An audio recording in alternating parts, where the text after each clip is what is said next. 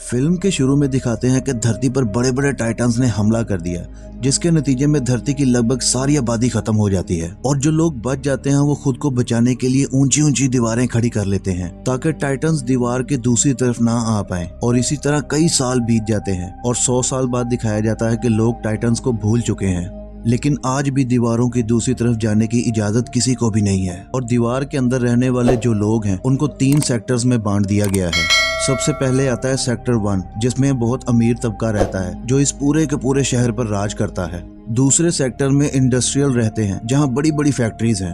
और तीसरे सेक्टर में वो लोग रहते हैं जो खेती बाड़ी करते हैं। और इन तीनों सेक्टर्स के लोगों को खास तौर पे हिदायत होती है कि ये एक सेक्टर से दूसरे सेक्टर नहीं जा सकते। और अब जो कृषिवर है, जिसे सेक्टर 3 कहते हैं, वहाँ हरुमा नाम का एक लड़का रहता है जो बहुत ही बहादुर है और वो टाइटन्स की कहानियों पर यकीन नहीं रखता, क्योंकि टाइटन्स के हमले को 100 साल बीत चुके हैं और टाइटन्स के हमलों की कहानियां अब सिर्फ किताबों तक ही रह चुकी हैं। इसलिए आज के लोग इन चीजों को सिर्फ कहानियां मानते हैं। हरुमा का सपना होता है कि वो दीवार के उस पार जाके उस पार की दुनिया को भी देखेगा। वो अपना ये ख्वाब अपने दोस्तों के साथ भी शेयर करता है और फिर एक दिन जब उसे मौका मिलता है तो वो अपने दोस्तों के साथ दीवार के पास चला जाता है। यहाँ पर हमेशा आर्मी का पहरा रहता है, इसलिए वो लोग इन सबको पकड़ लेते हैं। और इससे पहले कि वो सब लोग इन्हें मार दें, यहाँ पर आर्मी का कैप्टन आ जाता है। वो हरुमा को पहले से ही जानता है। वो इन्हें बोलता है कि तुम्हें यहाँ नहीं आना चाहिए था, तुम वापस चले जाओ और फिर कभी दीवार के पास मत आना। पर इससे पहले कि हरुमा अपने दोस्तों के साथ वापस जाता, तभी आसपास की जमीन थर्राने लगती है। और जब ये लोग दीवार पर देखते हैं तो वहाँ बहुत बड़ा जलता हुआ टाइटन नजर आता है जो दीवार से भी बहुत बड़ा होता है। इससे पहले इन्होंने कभी इतना बड़ा टाइटन नहीं देखा था, क्योंकि इन्होंने सिर्फ टाइटन्स की बातें किस्से कहानियों में सुनी थी। लेकिन ये एक जायंट टाइटन है जो अपने पैरों से दीवार को ठोकर मारने लगता है, जिससे दीवार काफी डैमेज हो जाती है, जिसके बाद दीवार में एक छेद हो जाता है। इसके बाद कैप्टन अपने सोल्जर्स को कहता है कि इस टाइटन पर हमला कर दो, लेकिन यहाँ पर जो सोल्जर्स के पास हथियार हैं उन्हें सरकार ने इस्तेमाल करने से मना किया होता है और इसके अगले ही पल वो टाइटन वहाँ से हवा में गायब हो जाता है। अब वहाँ किसी को भी कुछ समझ नहीं आ रहा होता है कि वो टाइटन कहाँ से आया था और कहाँ चला गया। अब वो जो हमले के बाद दीवार में छेद हुआ है, उसमें से बहुत बड़े टाइटन्स दीवार के उस पार से अंदर आ जाते हैं, जो इंसानों की तरह दिखते हैं, लेकिन उनका साइज इंसानों से बहुत बड़ा होता है। आर्मी के सोल्जर्स अब समझ जाते हैं कि ये टाइटन्स अब इंसानों पर हमला करने वाले हैं, इसलिए इनके पास जो तोप होती है उनके साथ ये उन टाइटन्स पर हमला करते हैं। इस हमले के बाद वो टाइटन्स काफी जख्मी हो जाते हैं, लेकिन देखते ही देखते वो रिकवर हो जाते हैं, यानी कि इन टाइटन्स को मारा नहीं जा सकता। और इसके बाद वो टाइटन्स इंसानों पर हमला कर देते हैं, वो कई लोगों को मार देते हैं। अब चारों तरफ अफरा तफरी होती है, इंसान अपने आप को बचाना चाहते हैं, इसीलिए यहाँ पर जो बहुत बड़ा हॉल है सब लोग उसमें जाने लगते हैं। हरुमा और उसकी दोस्त भी उस हॉल में जा रहे होते हैं, लेकिन तभी हरुमा की दोस्त देखती है कि वहाँ पर एक बच्चा है। वो उस बच्चे को बचाने के लिए चली जाती है। वहाँ पर इतनी ज्यादा भीड़ होती है, हरुमा चाहकर भी अपनी दोस्त तक नहीं पहुँच पाता और भीड़ खुद ब खुद हरुमा को हॉल के अंदर पहुँचा देती है और अब हॉल का दरवाजा बंद कर दिया जाता है। हालांकि हरुमा दरवाजा खोलने की कोशिश करता है, लेकिन उसे ऐसा करने से रोक दिया जाता है और अगले ही पल एक फीमेल टाइटन उसकी दोस्त के पास आ जाती है और वो उसकी दोस्त और उस बच्चे को मार देती है। हरुमा किसी तरह उस हॉल से बाहर आ जाता है और जब वो बाहर आकर देखता है तो उस हॉल के चारों तरफ टाइटन्स होते हैं, जो उस हॉल की छत को तोड़कर वहाँ मौजूद सब इंसानों को खाना शुरू कर देते हैं। हरुमा अब वहाँ से निकल जाता है और अब उसके चारों तरफ सिर्फ और सिर्फ तबाही ही होती है। और अब सीन शिफ्ट होता है और हमें 2 साल बाद का सीन दिखाया जाता है, जहाँ हरुमा इंडस्ट्रियल एरिया में है, यानी सेक्टर नंबर 2 में। दरअसल यहाँ की दीवारें बहुत ऊंची और मजबूत हैं, इसलिए टाइटन्स यहाँ तक नहीं पहुँच पाए थे। टाइटन्स के हमले के बाद बाकी के बचे हुए लोग सेक्टर नंबर 2 यानी इंडस्ट्रियल एरिया में आ चुके हैं, लेकिन यहाँ आने के बाद भी इन सब लोगों की हालत बहुत खराब होती है, क्योंकि यहाँ की आबादी अब बहुत ज्यादा बढ़ चुकी थी। इसलिए यहाँ इन्हें ना अच्छा खाना मिलता था और ना साफ पानी। अब अगर इन्हें अच्छा खाना, अच्छी जिंदगी चाहिए तो इन्हें सेक्टर 3, जहाँ से ये आए थे, जहाँ पर सबसे निचले लेवल के लोग रहा करते थे, उस एरिया को टाइटन्स के कब्जे से छुड़ाना होगा। इसलिए यहाँ पर आर्मी की एक टीम बनाई जाती है जो सेक्टर 3 में टाइटन से मुकाबला करके उस सेक्टर को टाइटन से आजाद करवाएगी। और इस टीम में हरुमा भी होता है। दरअसल टाइटन्स ने उसकी दोस्त को भी मार दिया होता है, इसलिए वो अब उन टाइटन से अपनी दोस्त की मौत का बदला लेना चाहता है। और अब आर्मी के कैप्टन अपने सोल्जर से कहते हैं कि सेक्टर नंबर 3 की दीवार के उस होल को हमें बंद करना होगा जहाँ से वो बड़े टाइटन्स दीवार के अंदर आए थे। हम वहाँ पर ब्लास्ट करेंगे जिससे आसपास का सारा मलबा उस होल को बंद कर देगा और टाइटन्स फिर कभी सेक्टर नंबर 3 पर हमला नहीं कर सकेंगे। और अब यहाँ आर्मी को ये भी मालूम हो जाता है कि टाइटन्स को कैसे मारा जा सकता है। दरअसल टाइटन्स के पीछे से अगर उनकी गर्दन पर वार किया जाए तो वो मारे जाएंगे और इसके बाद वो फिर से कभी जिंदा नहीं हो सकेंगे। और अब रात के वक्त ये पूरी की पूरी सोल्जर्स की टीम एरिया नंबर 3 में एंटर कर जाती है। और जब ये थोड़ा सा आगे जाते हैं तो वहाँ पर इन्हें एक बच्चे के रोने की आवाज सुनाई देती है। यहाँ पर जो फीमेल सोल्जर होती है वो उस बच्चे की मदद करने के लिए जहाँ से आवाज आ रही होती है उस तरफ चल पड़ती है। हरुमा भी उसके पीछे पीछे चला जाता है और जब ये उस आवाज का पीछा करते हुए वहाँ पहुँचते हैं तो ये देखते हैं ये किसी इंसान का नहीं बल्कि टाइटन्स का बच्चा है। वो बहुत ही बड़ा होता है और वो ऊपर से नीचे गिर जाता है। वो जोर जोर से रोने लगता है जिस वजह से सारे टाइटन्स जाग जाते हैं और वो सब टाइटन्स हरुमा और फीमेल सोल्जर के पीछे पड़ जाते हैं। और अब यहाँ पर जो कमांडर होता है वो अपनी पूरी फौज और असला बारूद लेकर यहाँ से निकल जाता है। और अब वहाँ पर हरुमा और वो फीमेल सोल्जर और बाकी के कुछ सोल्जर्स जो गाड़ियों से उतर गए थे उन सबको टाइटन्स घेर लेते हैं। और इससे पहले कि वो टाइटन्स इस सबको मारते वहाँ एक लड़की आ जाती है जो हरुमा की दोस्त है, जो आज से 2 साल पहले उस छोटे बच्चे की वजह से हॉल में नहीं जा सकी थी, जिसके बारे में हरुमा को लगता था कि वो मर चुकी है, लेकिन वो आज भी जिंदा होती है और इसका नाम मिकासा है। मिकासा के साथ इसका कैप्टन शिकिशिमा भी होता है जो बहुत सारे टाइटन्स को मार चुका है। और अब वो यहाँ पर कई सारे टाइटन्स को मार देता है और इन सबको बचाकर यहाँ से निकाल लेता है। लेकिन मिकासा अपने दोस्त की तरफ देखकर खुश नहीं होती, उसकी आंखों में गुस्सा होता है। दरअसल आज से कई साल पहले जब टाइटन्स ने उसे निगल लिया था तो कैप्टन शिकिशिमा ने ही उसे टाइटन से बचाया था और उसे टाइटन से लड़ना सिखाया और उसने बताया कि टाइटन से डरना नहीं है, डर ही तुम्हारा सबसे बड़ा दुश्मन है। तुम्हें अपने गुस्से को टाइटन्स के खिलाफ इस्तेमाल करना होगा। और अब यहाँ पर इनकी टीम का कमांडर भी आ जाता है। वो इन सबको सफाई देते हुए कहता है कि मैं अपने हथियारों को खोना नहीं चाहता था, इसलिए मैं यहाँ से चला गया था। और अब इनके पास जो एक्सप्लोजिव होता है उन्हें ये गाड़ियों में लोड करना शुरू कर देते हैं और इससे पहले कि ये लोग दीवार के लिए निकलते इन पर टाइटन्स हमला कर देते हैं और वो इनके 2 लोगों को मार भी देते हैं। और तभी इनकी एक्सप्लोजिव से भरी हुई गाड़ी को यहाँ से कोई चुरा कर ले जाने लगता है। यहाँ पर एक लेडी होती है जिसके हस्बैंड को टाइटन ने मारा था। एक्सप्लोजिव वाली गाड़ी को उस आदमी से छीनकर टाइटन के बीचों बीच ले जाती है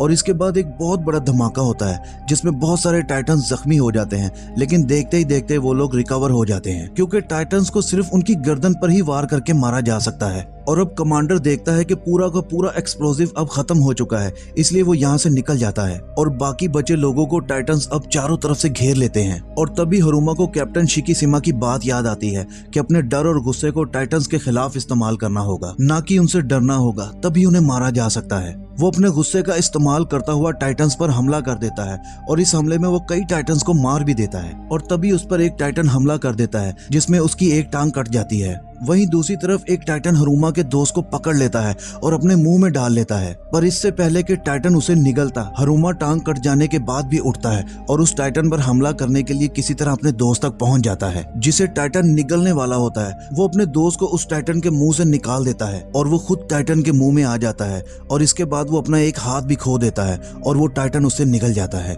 कुछ ही सेकंड्स के बाद वो देखता है कि वो टाइटन के पेट के अंदर है। वहीं बाहर हरुमा की दोस्त मिकासा होती है जो देखती है कि हरुमा को टाइटन ने निगल लिया है और फिर वो गुस्से से उस टाइटन पर हमला कर देती है, लेकिन जिस फ्लाइंग ऑब्जेक्ट पर वो फ्लाई कर रही होती है वो खराब हो जाता है और वो नीचे गिर जाती है। और अब उसके सामने वही टाइटन है जिसने हरुमा को निगला होता है और अब वो मिकासा को भी खाने वाला था, लेकिन इससे पहले कि वो ऐसा करता तभी उसका पेट फट जाता है और उसके अंदर से एक दूसरा टाइटन निकलता है जो देखने में बहुत ही खतरनाक और ताकतवर नजर आ रहा होता है। वो टाइटन इंसानों पर हमला नहीं करता बल्कि दूसरे टाइटन्स पर हमला कर देता है। जब सब लोग ध्यान से उसे देखते हैं तो ये कोई और नहीं बल्कि हरुमा होता है। हरुमा वहां मौजूद सब टाइटन्स को मार देता है, लेकिन कमजोर होने की वजह से वो जमीन पर गिर जाता है और तभी कैप्टन शिकिशिमा कहता है कि इसके गर्दन के पीछे वाले हिस्से को काट दो। मिकासा ऐसा ही करती है, वो उसकी गर्दन के पीछे वाले हिस्से को काट देती है और अगले ही पल ये सब देखते हैं कि वहाँ हरुमा अपनी असली हालत में है। उसने इस टाइटन्स के हमले में जो अपना हाथ और पैर खोया था अब वो वापस आ चुका है। मानो ऐसा लगता है जैसे हरुमा ने नया जन्म लिया हो। वहीं दूसरी तरफ कैप्टन शिकिशिमा ऊपर खड़ा सेब खाता हुआ ये सब देख रहा होता है। उसके चेहरे पर एक मुस्कुराहट होती है जैसे उसे पहले से ही मालूम हो कि ये सब कुछ होने वाला है। और अब यहाँ से सीन शिफ्ट होता है फ्लैशबैक में, जहाँ हरुमा एक छोटा बच्चा होता है। उसके फादर एक साइंटिस्ट होते हैं जो हरुमा की बॉडी में एक वायरस इंजेक्ट करते हैं। हालांकि ऐसा करने से उसकी मॉम हरुमा के फादर को मना करती है, लेकिन हरुमा के फादर उसे कहते हैं कि आने वाले वक्त में हरुमा इंसानियत को बचाने के लिए एक बहुत बड़ा रोल प्ले करेगा। और तभी यहाँ कुछ गवर्नमेंटी एम्प्लॉयज आ जाते हैं, यानी आर्मी के लोग। हरुमा के पेरेंट्स हरुमा को छुपा देते हैं गवर्नमेंट को पता चल चुका होता है कि हरुमा के फादर यहाँ कुछ एक्सपेरिमेंट कर रहे हैं और अब ये वो वक्त था जब वैज्ञानिक एक्सपेरिमेंट करना पूरी तरह से बैन था। वो हरुमा के फादर की एक्सपेरिमेंट की सारी बुक्स जला देते हैं। उस वक्त आर्मी के वो कैप्टन भी वहाँ होते हैं जिन्होंने कहानी के शुरू में हरुमा और उसके दोस्तों को दीवार के पास सोल्जर से बचाया था। दरअसल वो हरुमा के फादर के दोस्त थे, इसलिए वो शुरू से हरुमा को पसंद करते हैं और अब हरुमा और उसकी मॉम को आर्मी के लोग अपने साथ ले जाते हैं। कहानी दोबारा शिफ्ट होती है प्रेजेंट पर, जहाँ कमांडर ने हरुमा को बांध रखा होता है। हरुमा को खुद भी समझ नहीं आ रही होती कि वो कैसे एक टाइटन में कन्वर्ट हो गया था, लेकिन कहीं ना कहीं उसे ये खुशी थी कि उसने टाइटन से अपने दोस्तों को बचा लिया। लेकिन अब वो कमांडर हरुमा को दुश्मन समझता है, सबके लिए खतरा समझता है, इसलिए वो हरुमा को बांध देता है और साथ वो ये भी चाहता है कि अब दुनिया में किसी किस्म का एक्सपेरिमेंट ना हो। यहाँ पर हरुमा के फादर का दोस्त वो कैप्टन भी होता है। वो कमांडर को कहता है कि तुम्हें हरुमा को छोड़ देना चाहिए, वो हमारी मदद कर सकता है। और जब वो कमांडर देखता है कि कैप्टन हरुमा की साइड ले रहा है तो वो उसे गोली मारकर मार देता है। लेकिन वो कैप्टन मरने से पहले हरुमा को बता देता है कि तुम्हारी मॉम और फादर का कातिल कोई और नहीं, ये कमांडर ही है। और अब हरुमा को पता चल जाता है कि उसके पेरेंट्स का कातिल कौन है, इसलिए हरुमा और उसके सब साथी कमांडर के खिलाफ हो जाते हैं। इससे पहले कि वो कमांडर इन सबको मारता, तभी वहाँ ऊपर से एक बहुत बड़ा टाइटन नीचे आकर गिरता है। वो टाइटन इन सब पर हमला कर देता है और इस हमले में वो कमांडर भी मारा जाता है। और अब वो टाइटन हरुमा को लेकर यहाँ से निकल जाता है और अब वहाँ जो बचे हुए हरुमा के दोस्त होते हैं उन्हें कुछ समझ नहीं आ रहा होता कि वो अब क्या करें। वहीं दूसरी तरफ हरुमा को दिखाते हैं जिसके सामने कैप्टन शिकिशिमा होते हैं।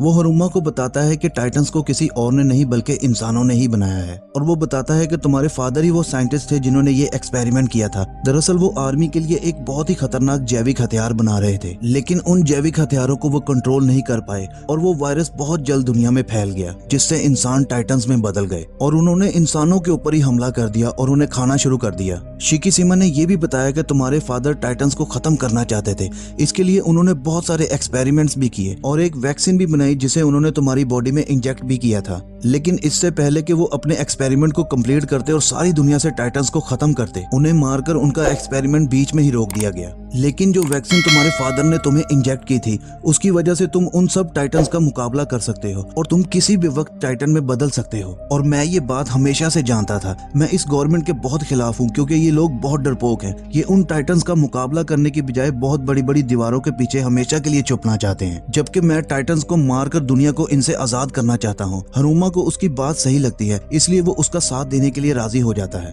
वहीं दूसरी तरफ हरुमा के दोस्तों को दिखाते हैं जिन्हें एक बहुत बड़ा बॉम्ब मिलता है जो टाइटन्स के आने के भी हजारों साल पहले इंसानों के बीच हुई जंग में बचा था। वो उसे ट्रक में लोड करके दीवार के उस होल के पास जाते हैं जहां से टाइटन सेक्टर 3 में दाखिल हुए थे और तभी उनके सामने कैप्टन शिकिशिमा आ जाता है। वो उन्हें कहता है कि हम इस बॉम्ब का इस्तेमाल दीवार का होल बंद करने के लिए नहीं बल्कि सेक्टर नंबर 2 की दीवार को डिस्ट्रॉय करने के लिए करेंगे। दीवार गिरने से वो लोग मजबूर हो जाएंगे टाइटन से लड़ने के लिए और यही एक रास्ता है मिलकर उन टाइटन से लड़कर उन्हें खत्म करने का, वरना हम सारी जिंदगी इन दीवारों के पीछे कैद होकर रह जाएंगे और टाइटन्स के मरने के बाद हम इस गवर्नमेंट को भी गिरा देंगे, जिसके बाद हम इन सेक्टर्स की बंदिश से आजाद होकर एक समान जी सकेंगे। लेकिन हरुमा और उसके दोस्तों को ये बात बिल्कुल भी ठीक नहीं लगती क्योंकि ऐसा करने से बहुत सारे मासूम लोगों की जान जा सकती है। और इसके बाद हरुमा उसके खिलाफ हो जाता है और शिकिशिमा देखते ही देखते एक बहुत बड़े टाइटन में बदल जाता है। और यहाँ हमें पता चलता है कि हरुमा को कमांडर से बचाने वाला और कमांडर को मारने वाला कोई और नहीं बल्कि शिकिशिमा ही था।